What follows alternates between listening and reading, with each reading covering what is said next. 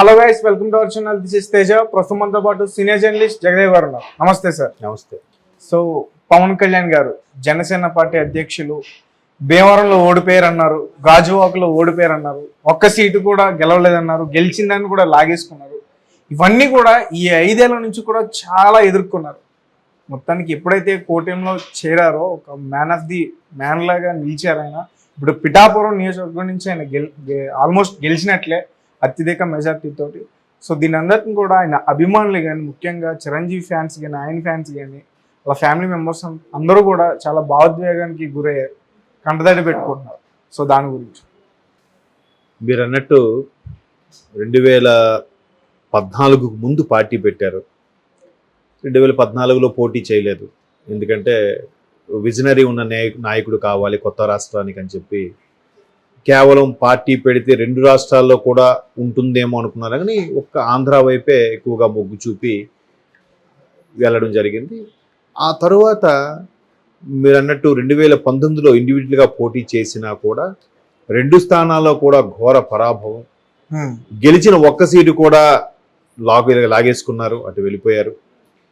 ఈయన కూడా అరే ఎంత పవర్ స్టారు, దానికి తోడు అత్యంత ఇమేజ్ ఉన్న స్టారు ఇండియాలో. నాకు తెలిసి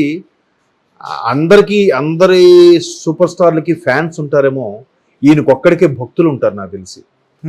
అది నిజమే కదా. సో అటువంటి పవన్ కళ్యాణ్ 2 దగ్గరలో ఓడిపోవడం, మళ్ళీ బౌన్స్ బ్యాక్ అయ్యాడండి.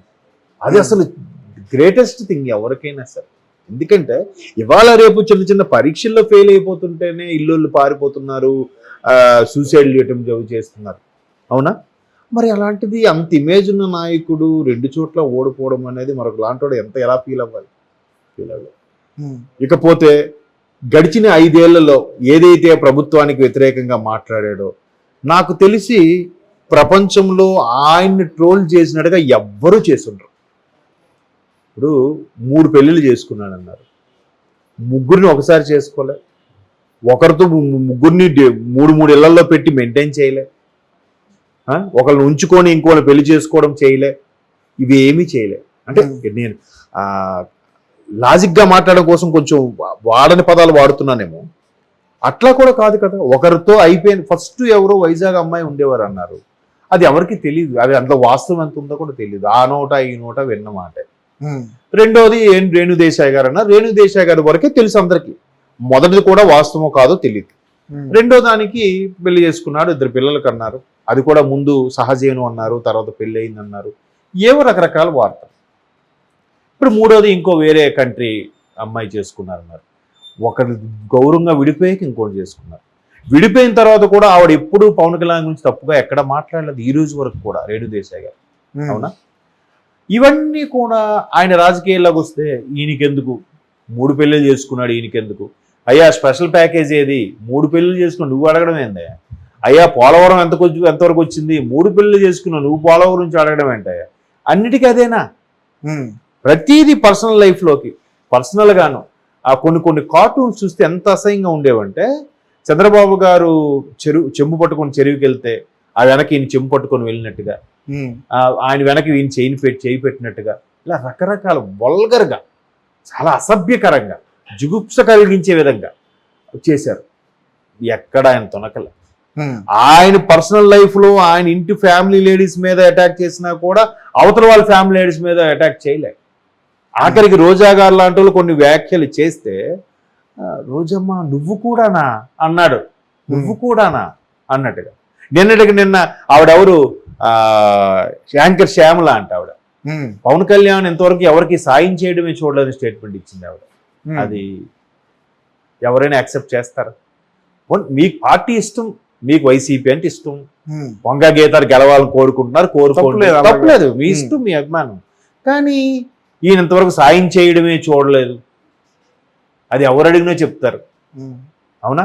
పవన్ కళ్యాణ్ లాంటి వ్యక్తి ఆస్తులు అమ్ముకొని రాజకీయాల్లోకి రావడం ఏంటి? అంత సింపుల్ గా ఉండడం ఏంటి? అవన్నీ చేయగలిగాడు కాబట్టి ఈ రోజు అలా నిలదొక్కుని ఒక రాజకీయ నాయకుడికి ఎదిగిపోయాడు అనుకోవచ్చు. ఎందుకంటే మీరు అన్నారే మొత్తం మ్యాన్ ఆఫ్ ది మ్యాన్ కాదు, మ్యాన్ ఆఫ్ ది సిరీస్. ఈ మొత్తం సిరీస్ మొత్తానికి ఆయన మ్యాన్.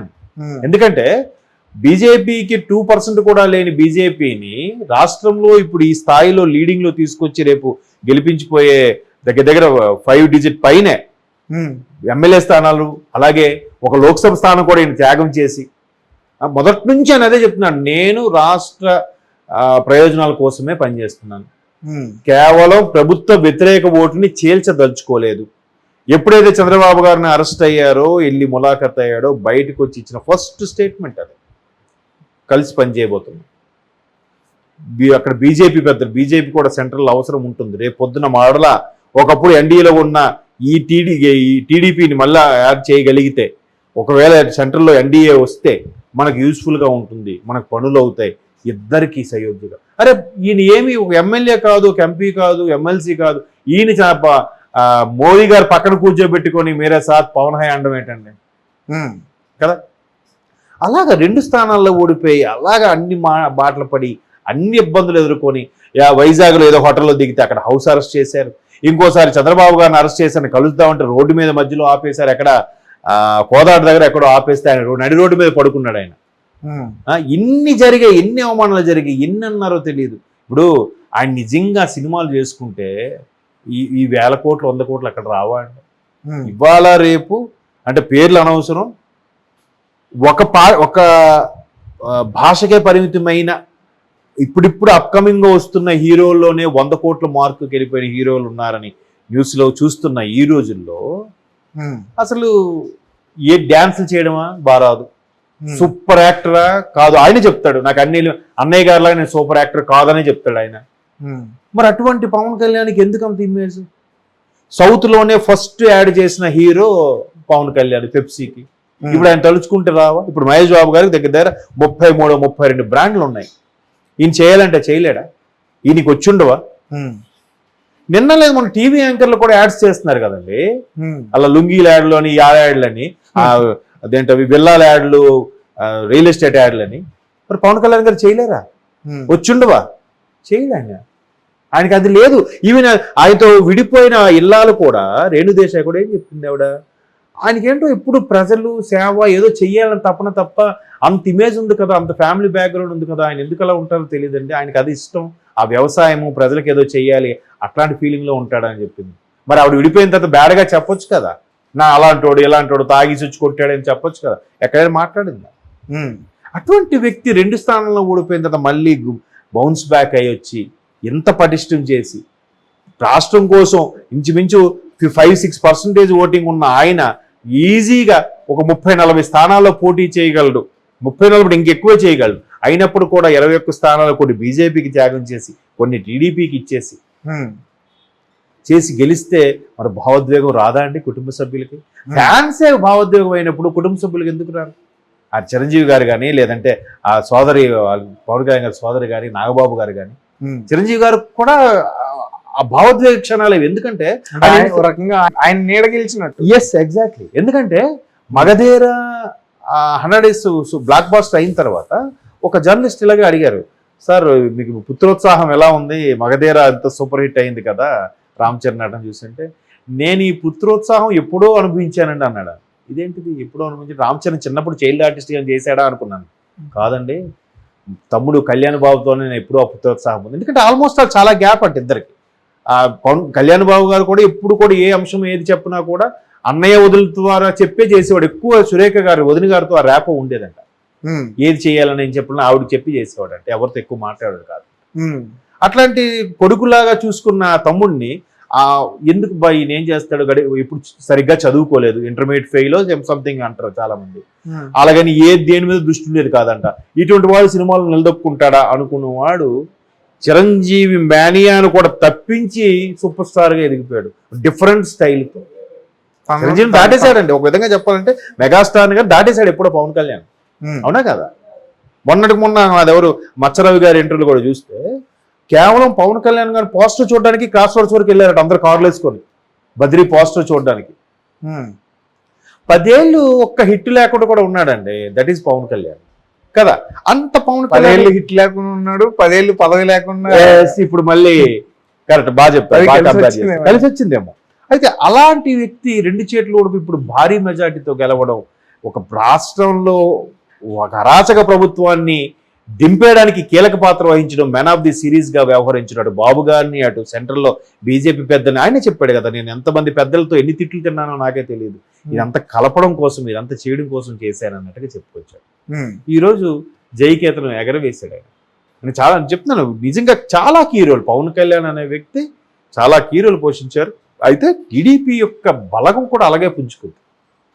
వాళ్ళు ఏదైతే అంత షేరింగ్ ఉండి 140 స్థానాల్లో పోటీ చేయగల కెపాసిటీ ఉండి కూడా వాళ్ళు కూడా కాంప్రమైజ్ అయ్యి బీజేపీకి ఇవ్వడానికి పవన్ కళ్యాణ్ గారు చేసిన సయోధ్యతోనే ఒప్పుకున్నారని అనుకోవచ్చు. అంతే కదా, పవన్ కళ్యాణ్ గారు రిక్వెస్ట్ చేసినంత మాత్రాన బాబు గారు ఒప్పుకోవాలని ఎక్కడుంది? అది కూడా జరిగింది. సో మీరు అన్నట్టు 10 ఏళ్ళు ఒక హిట్ లేకుండా ఎలాగైతే ఇదయ్యారో, ఇక్కడ 10 ఏళ్ళు పదవి కూడా లేకుండా ఒక్కసారిగా మంచి కీ రోల్ పోషించారు.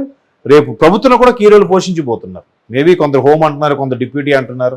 ఏది ఏమైనా ఇంకా పవన్ కళ్యాణ్ మానియా చాలా. పిఠాపురం ఎమ్మెల్యే తాలూకా అంతే, మీరు కూడా బైక్లోని కార్లు రాసుకోలేమో. పిఠాపురం ఎమ్మెల్యే తాలూకా కాదు, ఇంకా రేపు పొద్దున మంత్రి పదవి రాసి ఆంధ్ర ప్రభుత్వం తాలూకా అని రాసుకోవాలేమో. అంతే కదా, ఇక ఒక పిఠాపురానికే పరిధి కాదు కదా. ఒక మంత్రిగా చేశారనుకోండి, రాష్ట్రం మొత్తానికి మంత్రి కదా అప్పుడు. సో అలా రాసుకోవాలి. కాబట్టి చిరంజీవి గారు కూడా చాలా సందర్భాలు చెప్పారు, నేను ఇంకా వదులుకున్నానేమో, నేను మిస్ అయ్యానేమో, రాజకీయాలని వదిలేశాను, కానీ తను అలా కాదు, నెగ్గే వరకు వదలడు, తన లెక్క వేరని చెప్పి ఇలాగా ఆయన మేనరేజం చూపిస్తూ ఇలా అన్నారు ఒకసారి 2-3 ఆడియో ఫంక్షన్లో కూడా. బట్ అందుకే తన తమ్ముడి మీద ఉన్న అభిమానాన్ని కూడా ఏదో షూటింగ్లో పిలుస్తూ ఒక 5 కోట్ల విరాళం ఇస్తూ ఆ విధంగా తన అభిమానాన్ని, తన మీద ఉన్న ఆప్యాయతని, తమ్ముడు ఎలాగైనా గెలవాలని దీవిస్తూ కూడా ఆయనకి 5 కోట్ల విరాళం ప్రకటించారంటే ఉంటుంది. బట్ ఇండస్ట్రీ పెద్దగా ఉన్న వ్యక్తి కాబట్టి ఓపెన్ అయితే బాగుండదేమో అని అలాగా స్తబ్దుగా ఉండిపోయారు అంతే. బట్ పవన్ కళ్యాణ్ గారిని ఎక్కువగా ఇబ్బంది పెట్టిన సందర్భం ఏంటంటే, సినిమా పరిశ్రమ గురించి జగన్మోహన్ రెడ్డి దగ్గరికి సినిమా అగ్ర హీరోలందరూ వెళ్ళడం, అందులో చిరంజీవి గారు వెళ్ళడం, ఆయన అక్కడ చేతులు కట్టుకుని మాట్లాడడం, ఇదంతా కూడా సందర్భంలో ఆయన కూడా ఒక సభలో చెప్పడం మనం చూసాం. ఎందుకంటే అక్కడ ఎక్కడో తాడేపల్లిలో అక్కడ కార్లు ఆపించి 1 కిలోమీటర్లు నడిపించుకొని వెళ్ళారు. లోపల కార్లు రావా?